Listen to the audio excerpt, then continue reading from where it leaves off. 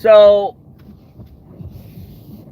let's see. Let's get out of here real quick before I get going. Today, as soon as I got the truck home, the International. Let's wait till this lady goes. We had a leaky valve. This is it's basically a high-speed air dump valve, basically.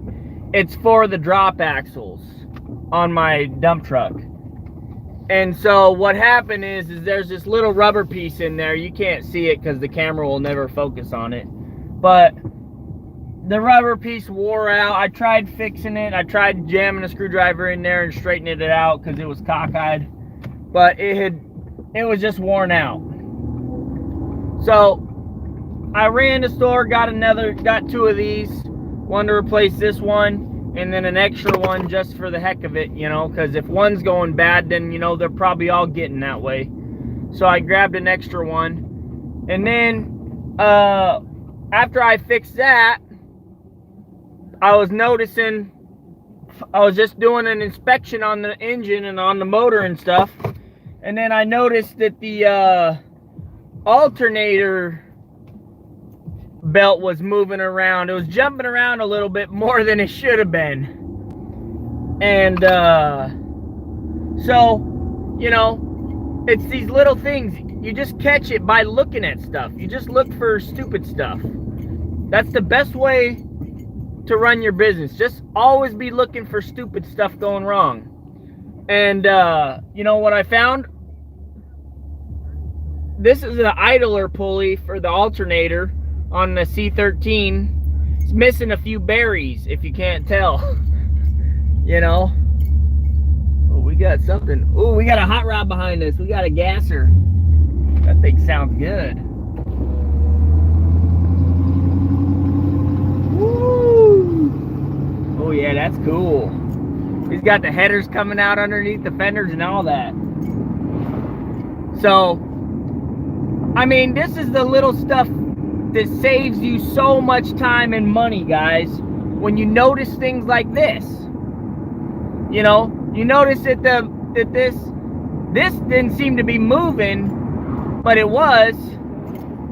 And then I also noticed there was like something sticking out on this end. It looked like a banged up washer or something. I'm like, what the heck? So I grabbed a breaker bar, pulled the tension off the belt and tried to wiggle it, and the idler was like this. I'm like, oh, that's definitely an issue. So now I'm not gonna make it to, gotta go get an idler pulley or something, you know. I gotta figure out how to make this work, you know. Or there's the type of guys that they'll put it back together exactly the way it was, and they'll just run it. They'll try and run it. Those are the idiots, man. Those guys always, they get themselves into more trouble than they know, you know. So what I do, I went online onto Google, and I was able to find a part number on this. I typed in the part number, this didn't come up.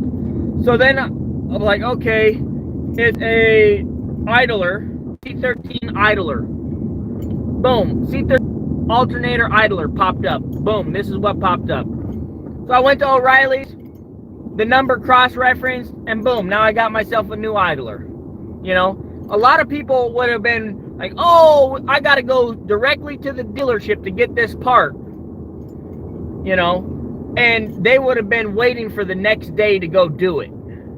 You know, I was half tempted to put some bearings in here and put a washer on each side, put some grease in there, you know, to get me through till the next day. But I'm like, no, don't even try it, Brian. Just go see if you can get one first before worst case scenario, you know, because worst case scenario is yesterday, if I wouldn't have noticed this, worst case scenario, this idler would have got seized up, it would have smoked the belt, and then my batteries would have died, and then I'd be wondering why my batteries were dead, and then I would think my alternator's dead until I found out that this was the culprit, right?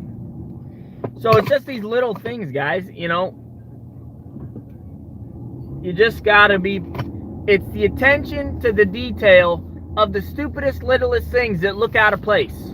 That's how you save yourself thousands of dollars. Because literally, if this would have happened tomorrow when I was on the job, I would have had to call out.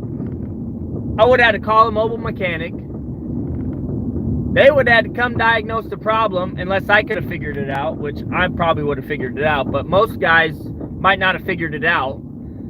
Then you're paying a mechanic to diagnose it, and then you're paying him to go get the parts, and then you're paying him to come back and install it, and really it's only one bolt that holds that idler on.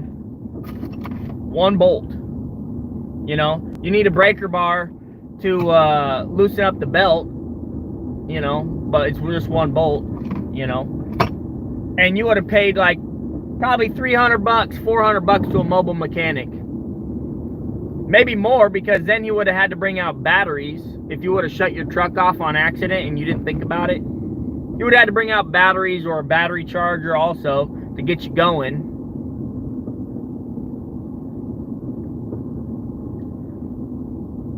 Joey, you're hating on my International, man. Why do you hate on my International, man? That thing's, I think it was definitely worth the money. You know, it's just got these little things that, you know, they pop up when you buy a used dump truck. These things pop up, you know. This is just normal maintenance.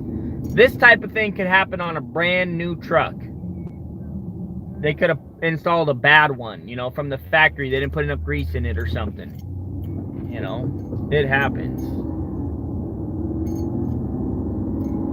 I'll like it when you get rid of that light bar.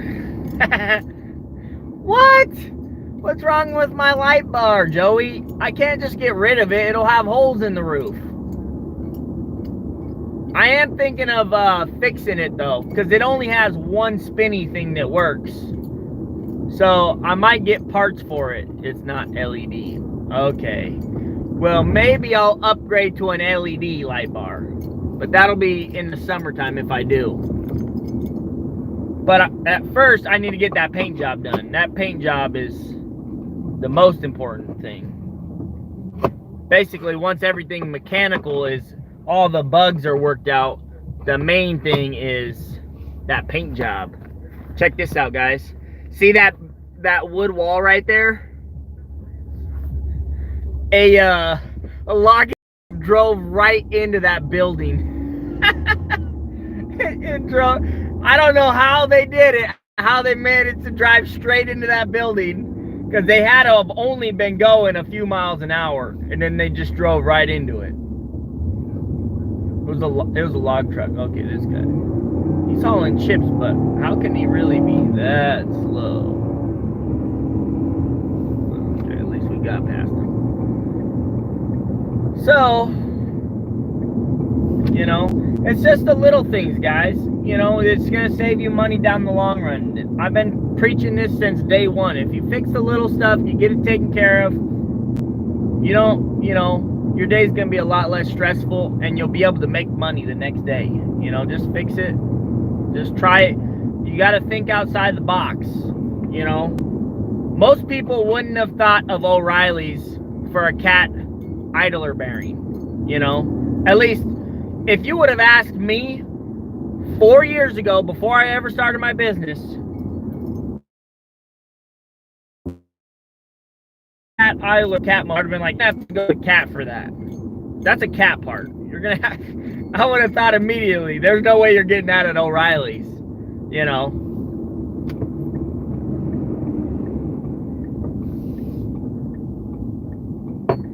Yeah, I should have, Joey. I know I could make them work. Advanced Auto sells a lot of truck parts. Napa sells a lot of truck parts too. Napa.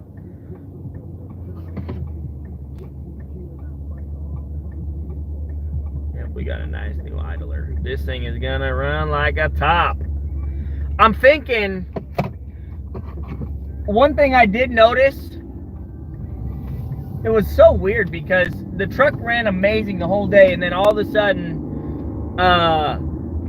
I replaced that air valve, and then the check engine light came on, and I'm 99% positive it was a vibration from this. It was throwing it through the motor, and the motor sensed it or something. Because I shut it off and turned it back on, and it went away.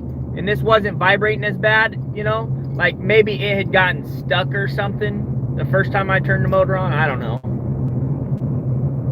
But this started squealing today. It wasn't squealing yesterday. It wasn't squealing the day before. Not that I noticed. I didn't notice any squealing. It was a slight squeal today. At the very end of the day, I noticed it started making a squealing noise. I'm like, oh, one of the belts must be loose, you know? And that's kind of what prompted me to look, you know, a little bit closer at the belts. You know, touch them, feel them, pull them, you know, see what, you know, the more you do that, the more you get hands-on with machines, the more you're going to know your machine. And then the more you know your machine, the easier it's going to be for you to spot something that's out of place, that's not right, you know.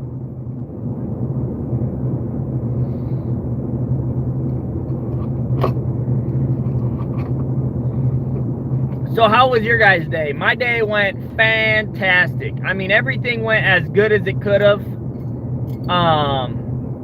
As soon as I got the truck home, I noticed it was leaking air. And I'm like, oh man, it's leaking air. Oh great, now I gotta chase an air leak, you know? And then it turned out it was easy. It was just that valve. I was on the phone with Blake when it happened, you know? I was like, you know, me and Blake, we basically walked through our diagnosing process. And I was like, okay, well, this is where it's leaking. So it's either this valve is a valve that's leaking, or it's the next valve up in line that's sending air pressure through when it's not supposed to. So it's either one of two things. So let's pull this one off first and then see if we can figure something out, you know. And that was when I shined a flashlight in there. I could see that little rubber stopper thing that was crooked in there. It looked like it was crooked. And I'm like, oh, that's probably it. So I stuck a screwdriver in there and straightened it out, put it back on.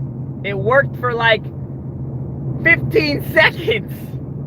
15 seconds. The airbag went up all the way. It wasn't leaking. And the next thing you know, I'm like, oh, that's got to be it.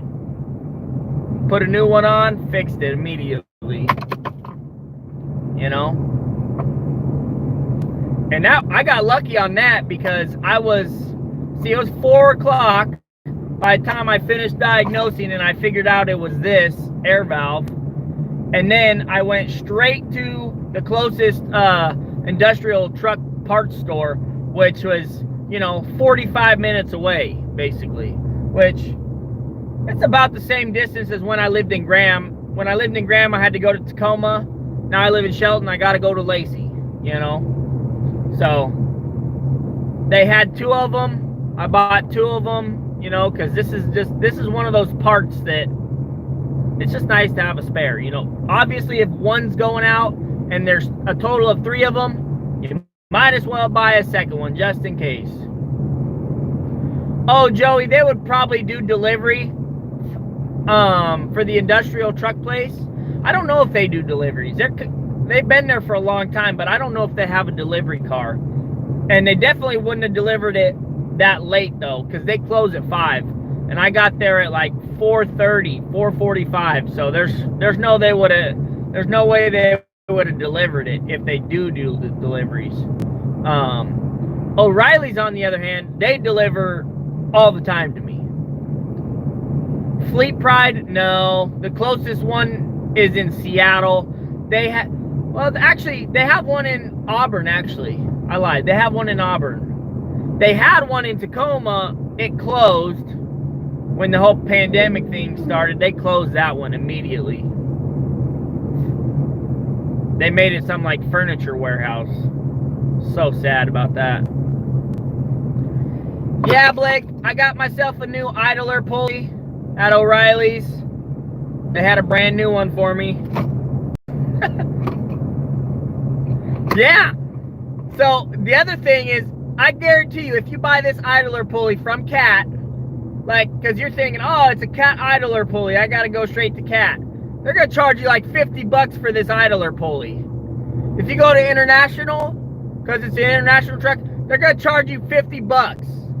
I got this for $20, guys, at O'Reilly's. $20. That's what I'm talking about.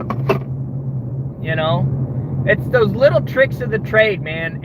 If you're not working on your trucks constantly, you'll never learn these little things like this, like going to O'Reilly's for a truck bearing. You know, you'd never guess, you know. You never know until you ask, basically, is what I'm trying to say, you know. And eventually, once you ask enough, then you find out, you know, all this cool stuff that saves you time and money. You know, O'Reilly's is 15 minutes away. If I would have drove to International or Cat, that's an hour away. Yeah. Nylon or steel? What do you mean by that? This is a steel pulley. This is a steel pulley, and it's got a, this has a bearing in it. It's a bearing.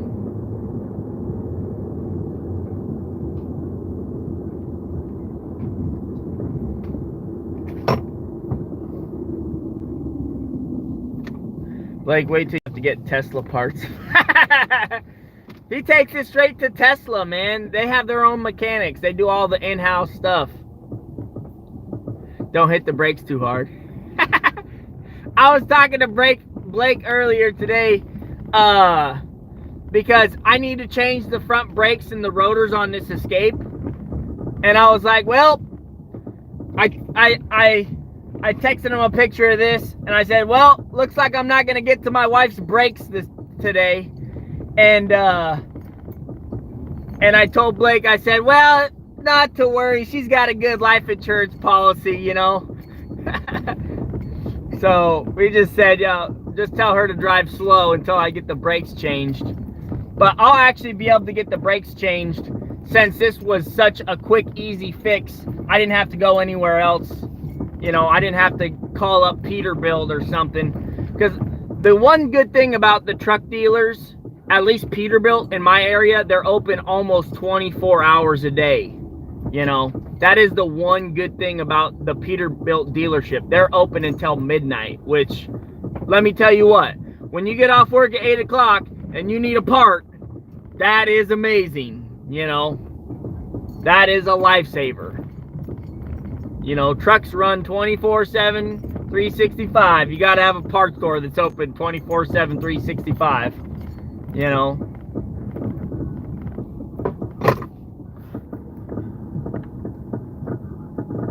The Tesla just never breaks down. Every time you say that, she ups her policy $1,000. Hey, I'm okay with her upping it. It's her car. I got good life insurance. Me and my wife both have term life insurance. We both got a good life insurance. What's up, Heavy Wrench? Here's my daytime catch today. You probably know what that is. Idler pulley right there. It's missing a few berries. I bet you would, Joey. Everybody say hi to Phil. He's the heavy duty diesel mechanic. Yeah, saved the tow bill, saved my alternator belt, saved my batteries. Man, I saved that right there. And I saved a whole day's worth of work. Because, I mean, think about it. I would have been on the clock. I would have had to call out halfway through the day. I would have been like, I might have not even made it to the plant. Then my customer would have been like, dude, you said you were good for today, you know? And then I would have been like, yeah, I know, I'm sorry, man. And then it would have been like, but this happened, you know? That's an expensive fidget spinner. It's only 22 bucks or 20 bucks, whatever it was. It's actually really easy to change. I'll show you guys where it's at. It's right there. Can you see it?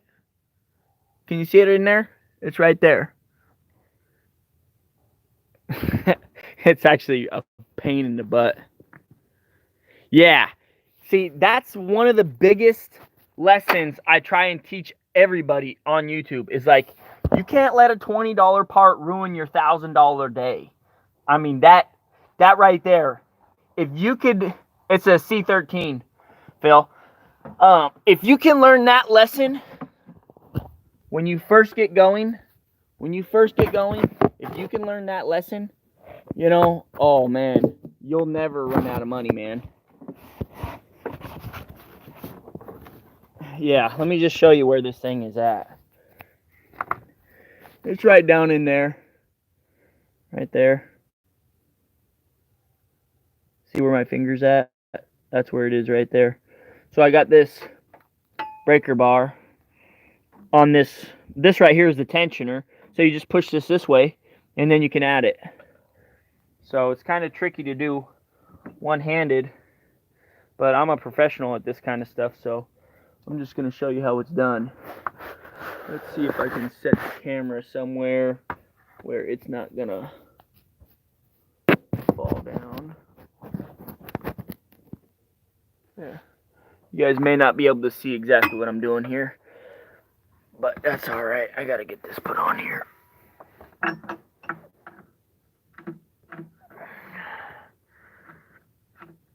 Oh yeah, there we go.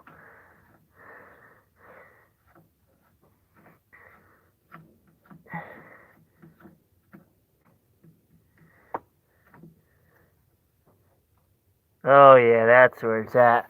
Okay, now let me get my Milwaukee extended fuel. This thing is the extended one. It's a 15 millimeter, by the way. If any of you ever have to replace this idler, it's a 15 millimeter. Okay, come on, just go on. There we go. Okay. Now let's see if she spins. Yep. Perfect. Okay. Let me just show you guys where she's at. She's down in there. See that?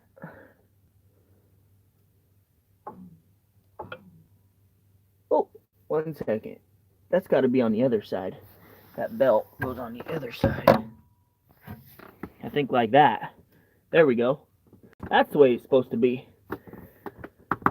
Right? There we go. Ow. Okay.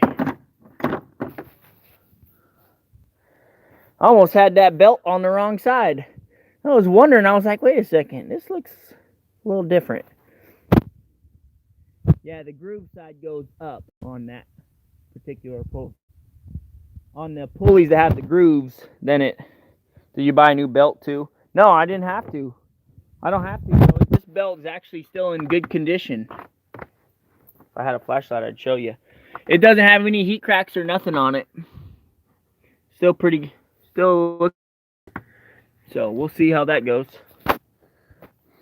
Probably should replace the belt, huh? Maybe I'll just buy one just in case. Replace it later. But I think that idler is going to extend the life of that belt quite a bit of time. Because the last idler, it was cutting the life short. Okay.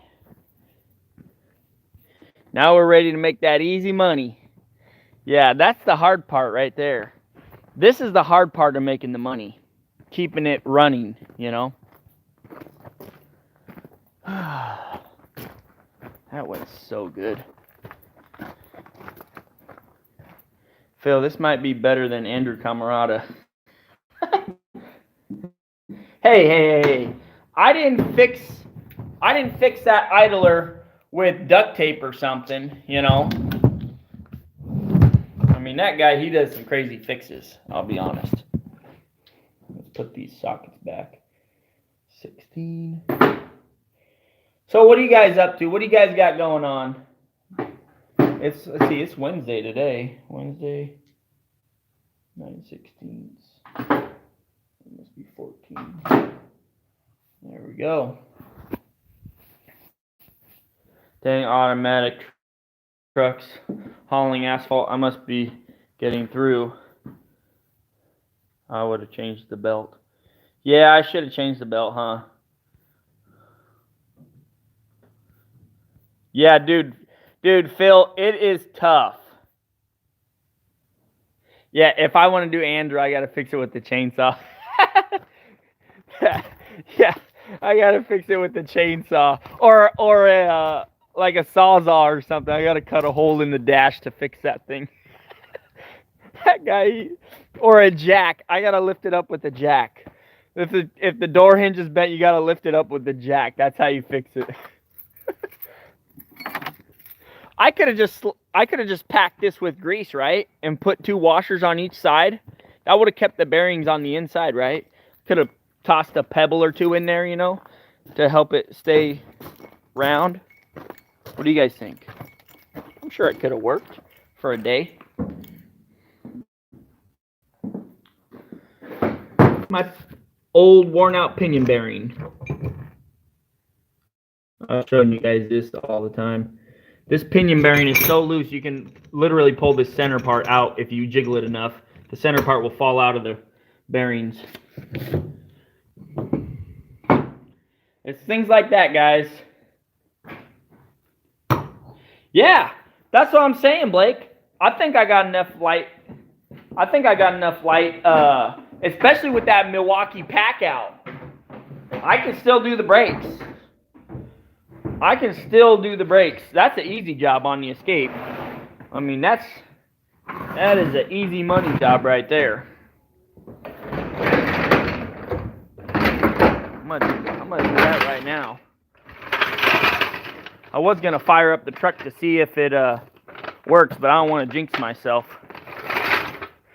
If I fire up the dump truck, then something's gonna go wrong on it again, and I won't be able to work tomorrow. Let's put this under here. 1 second, guys. I gotta make sure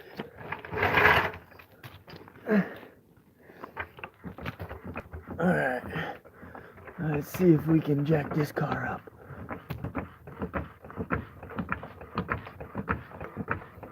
You guys are gonna love these brakes on this car. When I changed the tires, that's when I noticed. There we go. I changed the tires on this Escape the other day, and that's when I noticed that the brakes were bananas to me. Because they're all... See, how's my battery? We're good. Good on battery. Grab my impact sockets. I'm going to bust this tire loose in a matter of seconds.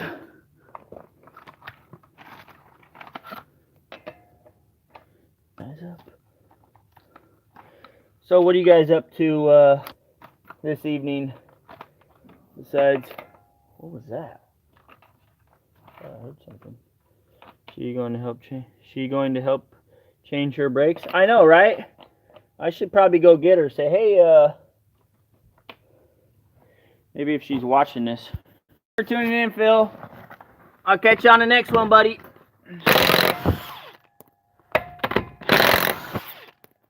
Let's see.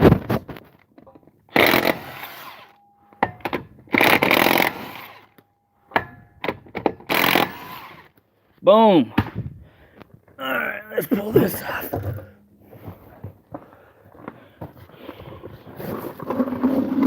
You going to bed too, Joey? You guys don't want to watch me do the brake job?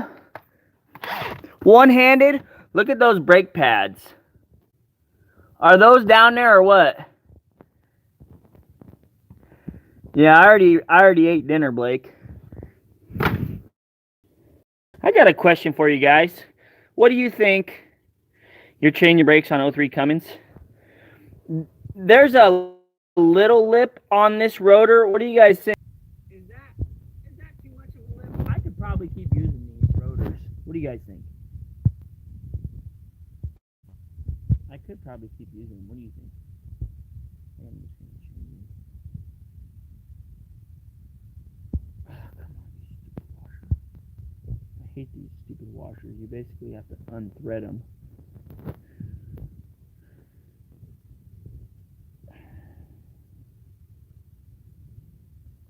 You change them. The lip is definitely more noticeable on the outside. If it's a little lip, I'd run them. You're not supposed to, but I'm cheap. It's got enough of a lip that you can catch your finger on it. I would say it's smaller than 3/32 of a lip. Let's see if you guys can even see the lip. See, there you can see it. It's just I mean, it's barely anything.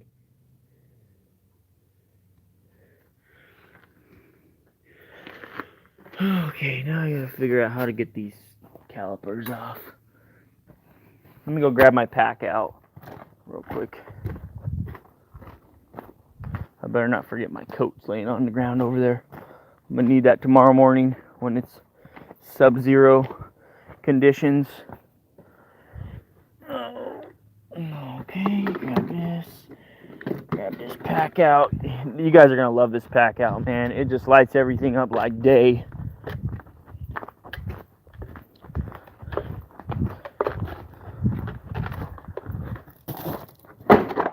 Alright, let's turn this bad boy on. Boom! Check that out. Okay, now we can see everything.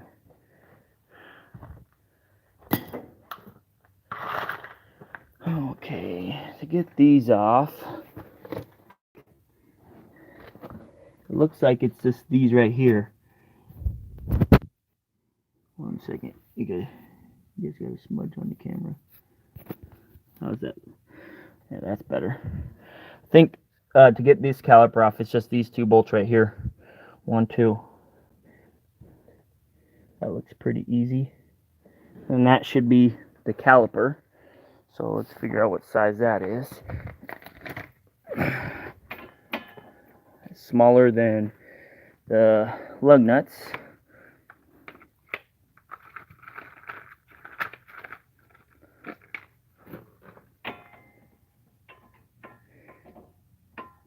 Oh, that one almost fits. I wonder if it's got to be a metric. But that's what it is. Stupid metric. Hate it when they do that to you. What do you think? 17? I'm gonna guess 17. That's what my guess is, Blake. 17. Oh, it's not a 17. That's probably 18. Okay, let's try 18. There we go. There she is, size 18. Now, let's go get my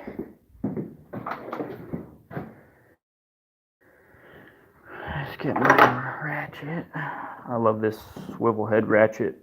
It's like a swivel, you know. You have to press this button for it to move, though, which is nice. Let's see. That's tightening. Let's loosen that up.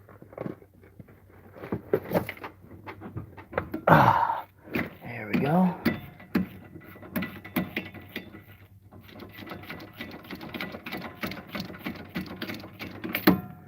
That one's loose. Now let's go for the bottom one. There we go.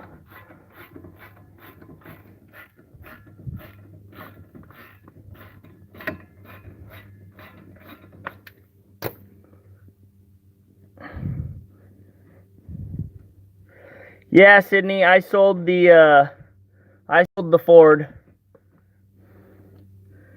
I sold it. As soon as I sold it, the check engine light on this came on. Go figure, right?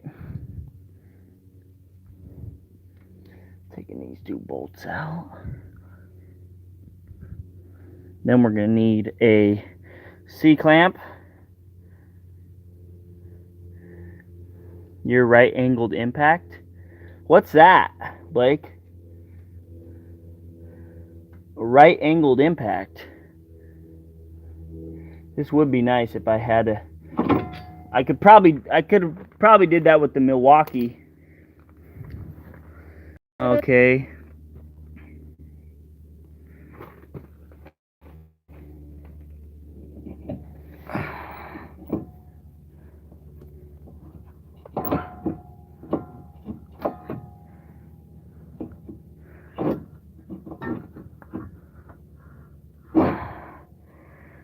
Come on. This thing's gonna be a pain. You gotta get something in there, pry it open.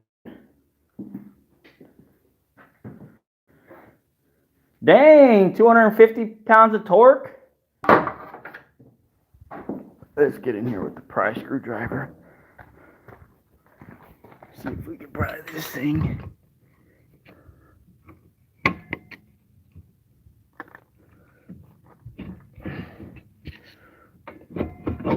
Okay.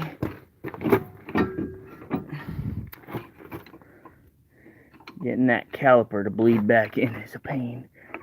One-handed.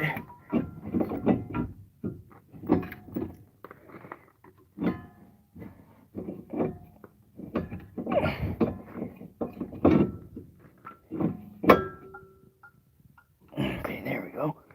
I can see she's starting to pry open. There we go. She's coming up. There we go. Okay. Set that up there. And we'll pull this. Of course, this rotor gets jammed on here. Yeah, you can see there's a little bit of a lip there. Not too crazy.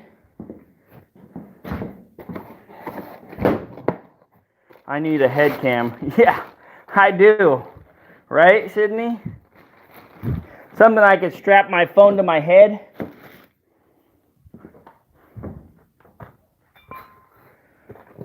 Alright, let's put this bad boy on there. Boom. Take that out. Okay, now, while that's on there, where'd that stupid little... Oh, here they are. Put these on so they don't fall off. They do make duct tape. Yeah, I'm sure they do, Blake. But if I duct tape the phone to my head, then it would be pressing buttons the whole time with my luck. Okay, so now let's get a C-clamp out of here. Let's see, which one do we want to use? Actually, let's use this one. This one's my favorite. No, that one's all. Let's just use this. This will work.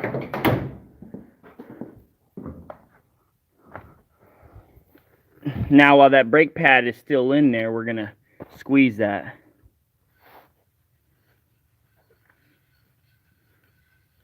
Phillips head screw. Oh, they put a Phillips head screw on the, like, into the drum.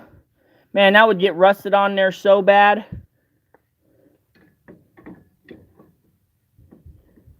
Alright, let's see if I can do this. Let's open this up a little more. I'm going to try and squeeze that caliper back in. I am not replacing these calipers. Oh, wait, 1 second.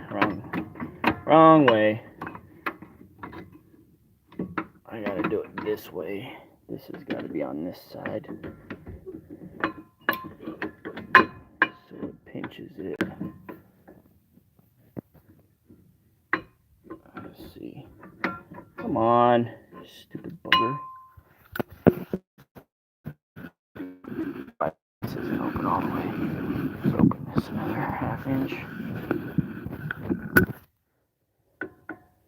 Alright, doing this one-handed sucks.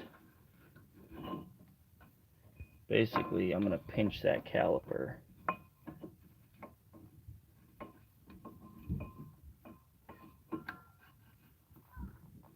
Or I'm going to try to pinch it with this.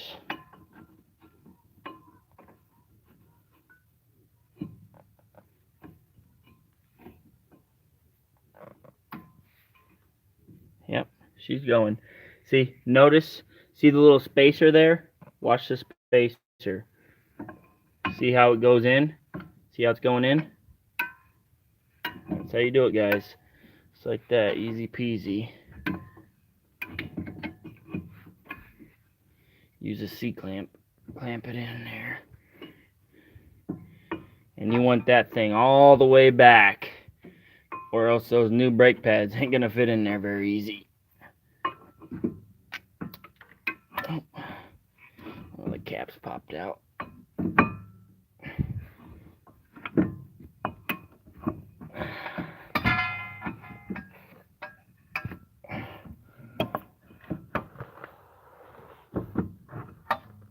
Okay, that looks like it's basically all the way. Should be good enough. If it's not, then we'll put the new pads on and we'll use a screwdriver to pry it the rest of the way. Okay, so now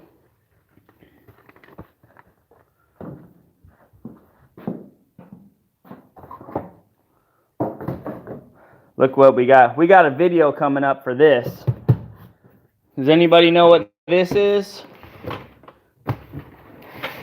Hendrickson Hallmax. That's gonna be a fun video. Hallmax pads on the International.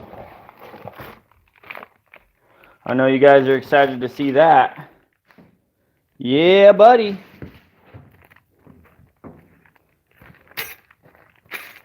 Okay, I wish, are these labeled driver side, passenger side? They're not. Doesn't look like it. Okay. One of the easiest ways to figure this type of stuff out is you look at the new part and it tells you how it goes together. Like, see this? That's a clamp right there that just holds the brake pad in place. So you can just use a screwdriver to pop that thing loose. See?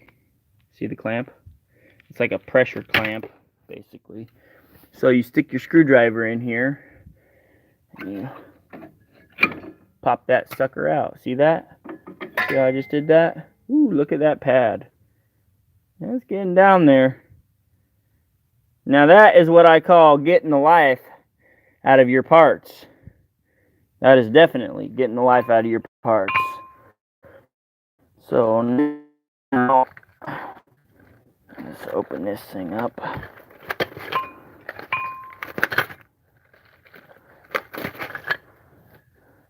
Okay.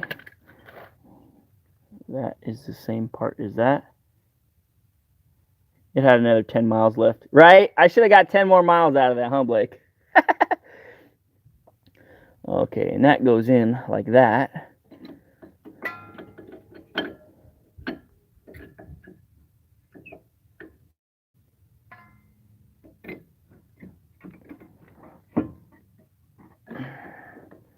This is, I'm going to have to set you guys down so I can push this in real quick.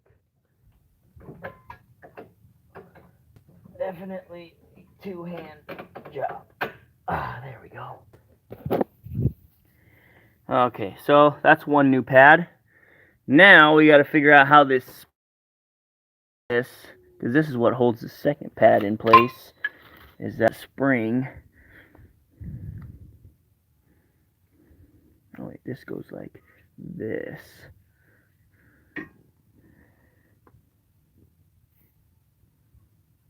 Yeah, she's gonna hit the windshield when she hits these brakes. They're gonna work so good. You got that right, Blake. Okay. So now let's pop this spring off. I'm not sure how this spring pops off, but looks like that how it works. Okay. We'll pull that out.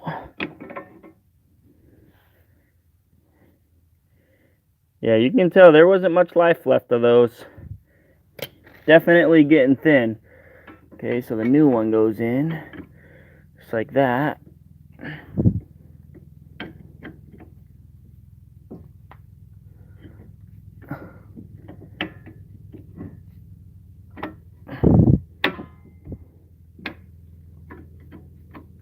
Okay, that's that. Now we gotta figure out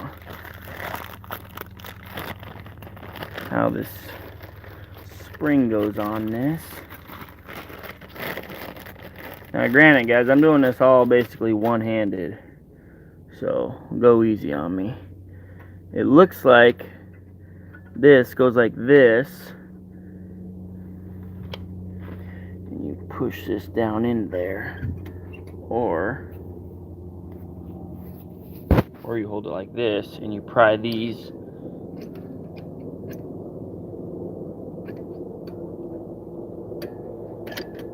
I think you just have to kind of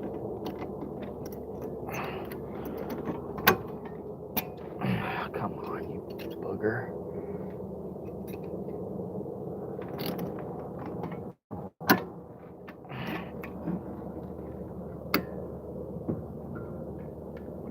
This thing's gonna pop off and hit my eyeball. I can already feel it. Come on, get in there.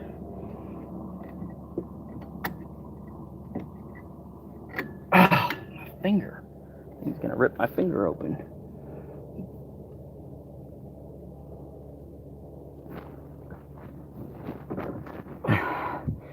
Problem is this one right here needs to go in that hole. I'm gonna set you guys down again for a second. This is a two-handed job.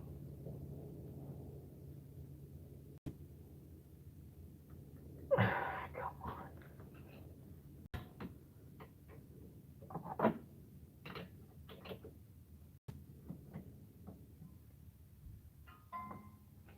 How do I do this? There's gotta be an easier way.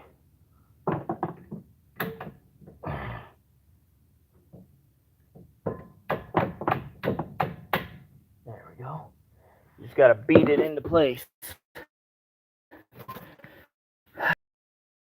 Smacking this thing so it went into place. Okay, now that that's that, now we're ready to basically put this tire back on.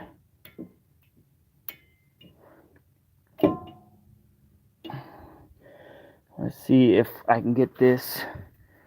Okay, let's see if I can set you guys right there. Check that out. I can set you guys right there. Of course, I had to bump the pack out. Okay, there we go. Alright, let's put this. Oh, look at that. She went right on there. Okay, where's those bolts for that?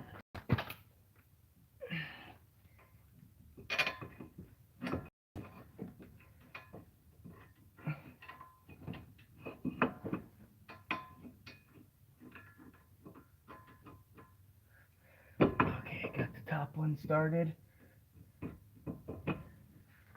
Okay, now where's the bottom one? There it is.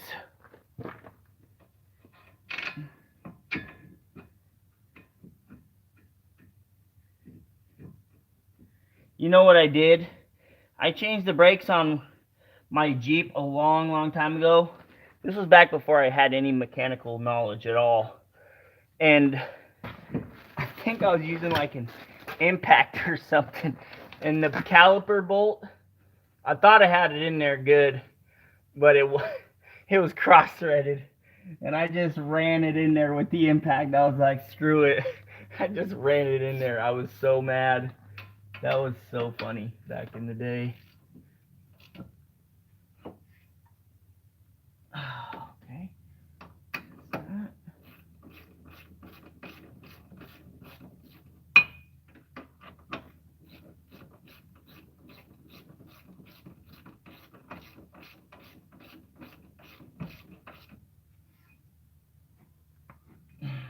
Okay. I should be putting anti-seize on these because Well, I probably won't ever have to change the brakes again on this. That'll be somebody else's thing. Okay, now, so we got that on. Next thing is to put the lug nuts back on. Put the tire back on, put the lug nuts back on. So, I'm going to set this right there. Set this right there.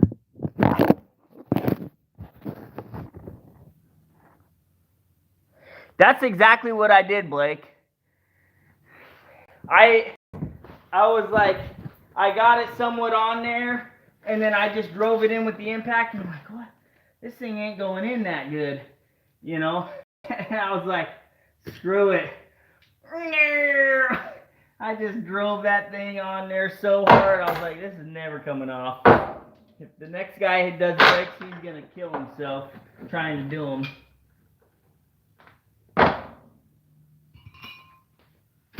I'm surprised these were actually that cold, because I just got back. I guess I did take 5 minutes to change the idler. Didn't take that long though.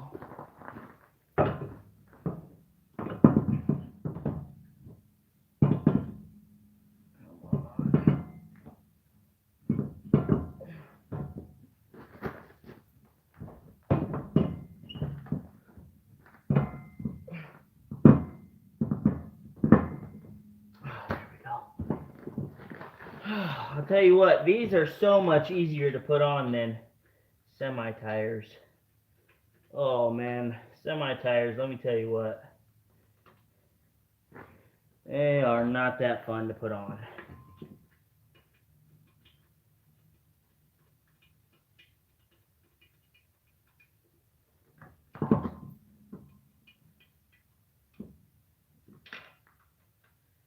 They are not fun to put on. These, I mean, you can basically lift these one-handed. That's how light they are. Amazing. Okay. Get all these started. Zip them down.